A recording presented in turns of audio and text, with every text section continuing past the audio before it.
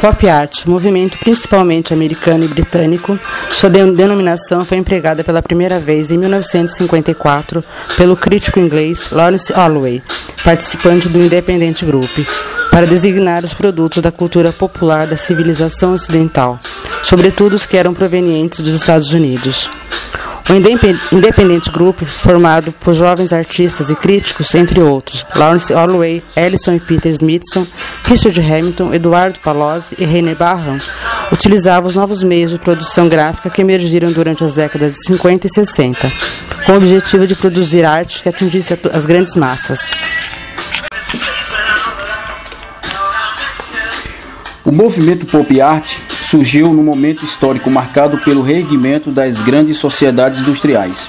Atingida pelo efeito da Segunda Guerra Mundial, é possível observar nas obras pop britânicas certo deslumbramento pelo American Way of Life, através da mistificação da cultura norte-americana, pois é preciso levar em consideração que o Reino Unido passava por um período pós-guerra, se reerguendo e vislumbrando a prosperidade econômica norte-americana.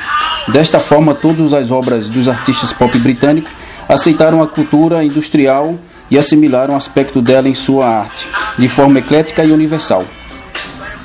Ao contrário do que sucedeu no Reino Unido, nos Estados Unidos, os artistas trabalharam isoladamente até 1963, quando duas exposições, Arte, 1963, Novo Vocabulário, Arts Council, Filadélfia, e os Novos Realistas, Sydney Janis Gallery, ambas em Nova York, reuniram obras que se beneficiaram do material publicitário e da mídia.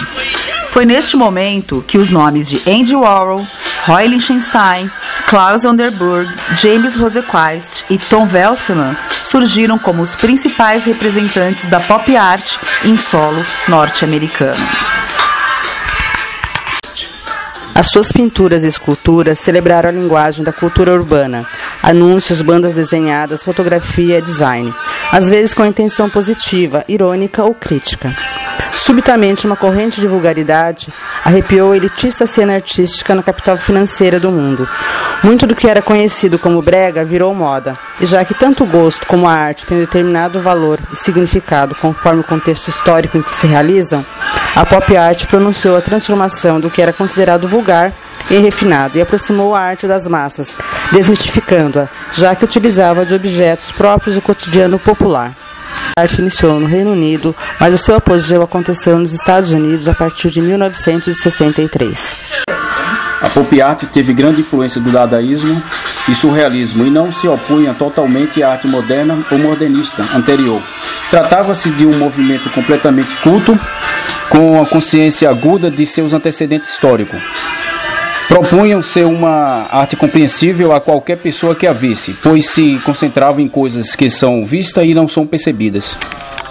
O status da pop art é inseparável do apelo para o consumo, pois a riqueza disseminada nos anos de pós-guerra não tinha precedente histórico e os americanos eram estimulados ao consumo pela propaganda.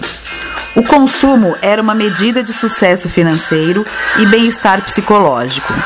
A cultura de massa, exportada dos Estados Unidos, transformaria as artes. Independente de onde e como essas novas mercadorias fossem encontradas, haveria material para a cultura da pop art. A colagem. O que exatamente torna os lares de hoje tão diferentes, tão atraentes? Um exemplo de arte pop e arte modernista ajudará a demonstrar isso. Praticamente no mesmo ano em que Hamilton completou sua colagem, o expressionista abstrato Mark Rothko produziu Vermelho Suave sobre Preto. O contraste entre as duas obras é tão imediato quanto evidente e nos ajuda a ver as diferenças entre a arte moderna ou modernista elevada e a sensibilidade da arte pop. Enquanto a colagem comunica sua mensagem na linguagem quase transparente da propaganda, a pintura está aprisionada em uma retórica não objetiva, só reconhecível para aqueles poucos instruídos na história e na teoria da pintura moderna dos anos anteriores à Primeira Guerra Mundial. Hamilton enumerou muitos dos princípios dessa nova sensibilidade. Essa nova arte deveria ser popular, transitória, consumível, de baixo custo, produzida em massa, jovem, espirituosa, sexy, chamativa, glamurosa, e um grande negócio. Principais artistas: Robert Rauschenberg. Seu trabalho aproxima pintura e escultura, combinando objetos tridimensionais e cotidianos às telas. O artista também incorporou em sua obra a fotografia, com imagens famosas como as do presidente norte-americano John Kennedy. Na década de 1960, Rauschenberg começou a fazer pinturas em silkscreen e depois se lançou em projetos colaborativos que incluíam arte performática, coreografia, design de sets de filmagens e combinações de arte e tecnologia.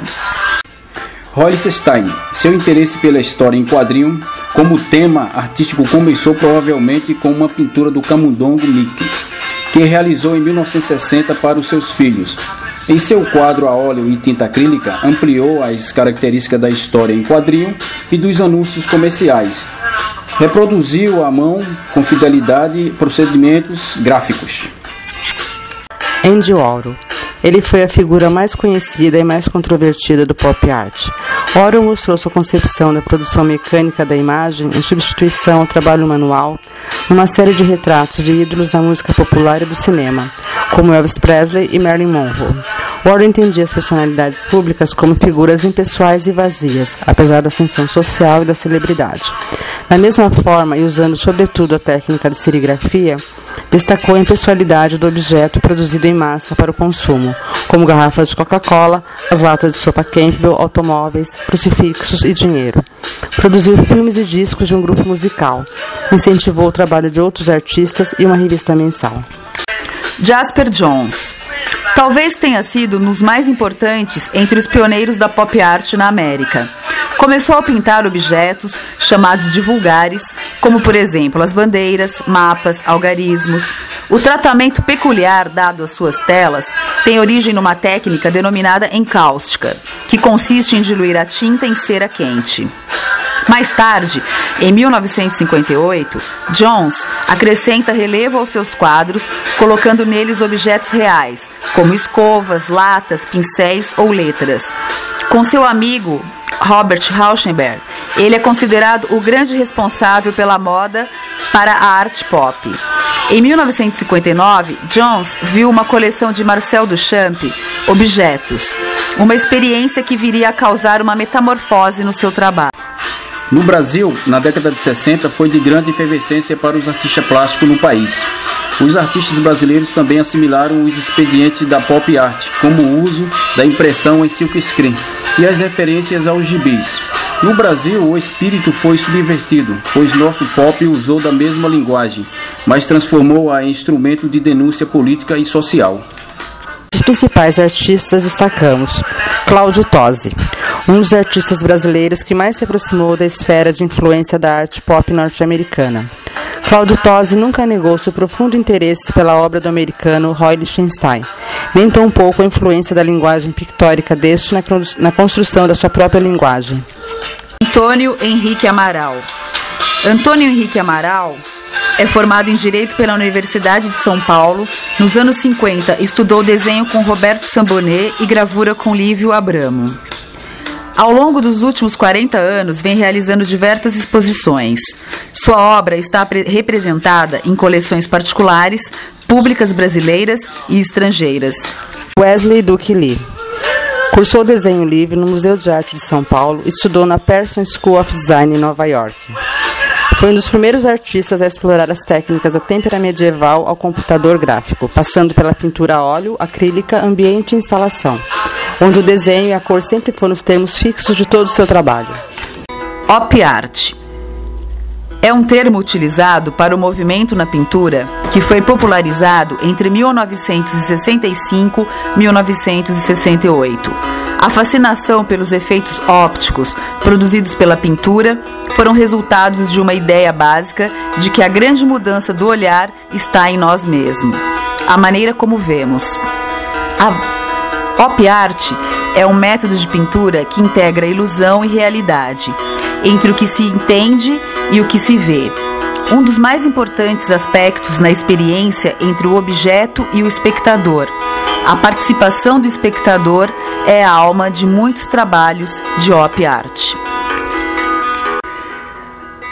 A dinâmica da pintura na op art é alcançada com a oposição de estruturas idênticas, que interagem uma com as outras, produzindo o efeito óptico.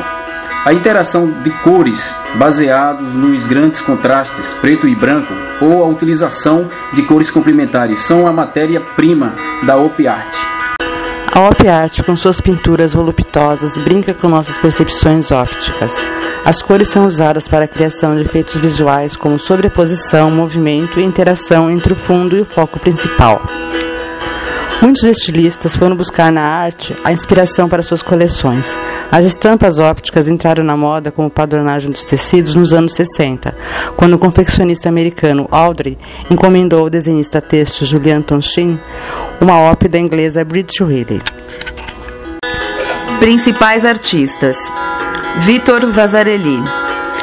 Nasceu em Pécs, na Hungria, tendo ido posteriormente estudar arte em Budapeste, onde se familiarizou com o movimento Bauhaus e com os trabalhos de Paul Klee, Kandinsky e Joseph Albers. A influência destes teve um impacto tal na sua obra que se poderá afirmar que, nela, tenta resumir os princípios dos pioneiros da Bauhaus. Bridget Riley, nascido em Londres em 1931, representou um movimento com uma utilização sequencial de elementos gráficos. A dinâmica nas suas obras é uma suma alcançada com a oposição de estruturas idênticas, que interagem uma com as outras, produzindo determinados efeitos ópticos. Kenneth Noland, pintor americano da Carolina do Norte. Noland utilizou-se em suas obras de listras e cores básicas. Ele enfatiza o plano da tela utilizando cores uniformes. Em seu trabalho, a cor é o objetivo.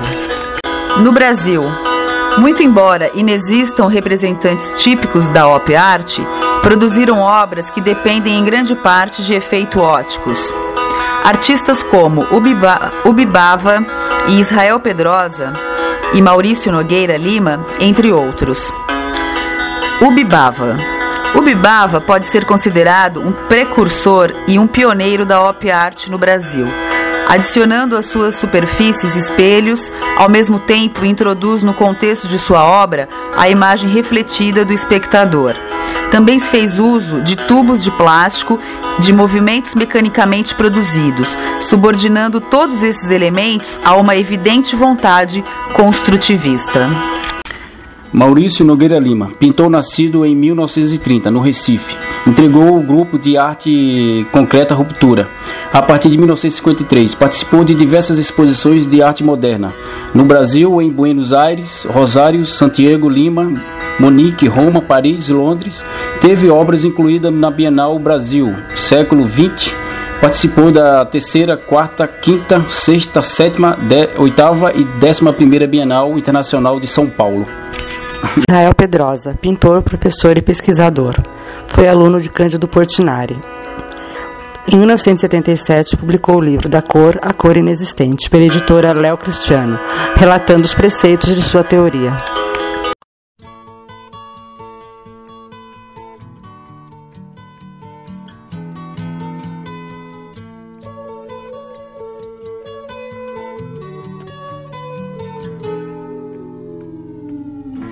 Comes the sun, here comes the sun, I say it's alright.